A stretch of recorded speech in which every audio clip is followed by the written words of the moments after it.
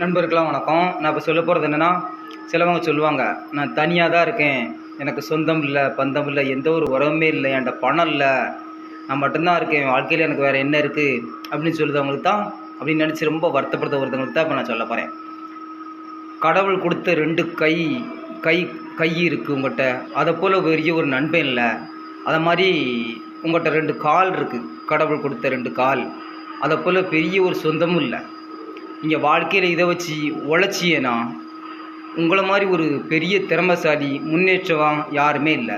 உடம்புல இதை மாதிரி விலை மதிப்பில்லாத அளவுக்கு அதிகமான பொருள்களை கடவுள் நமக்கு தந்திருக்கும் போது அவர் நினச்சா மட்டும்தான் அந்த பொருளை தூர இருக்க முடியும். வேறு எந்த மனுஷனாலையும் ஒன்றுமே செய்ய முடியாது. அவ்வளோ பெரிய பொக்கிஷம் உங்கள் உடம்புல இருக்கும்போது தேவையில்லாத சொந்தமோ பந்தமோ பழக்கமோ பணமோ அதை நினச்சி நாம் எங்கே வருத்தப்படணும்? வருத்தப்படுறதை விட்டுட்டு உங்கள் கையும் காலையும் வச்சு நல்லா உழைச்சி திறமையாக பெரிய ஆளாக வாங்க. அப்படி ஒருத்தர் யாருமே இல்லைன்னு நினைக்க அத்தனை பேரும் உங்களுக்கு பின்னால் வருவாங்க. இதான் கடவுள் கொடுத்த கணக்கு. நன்றி.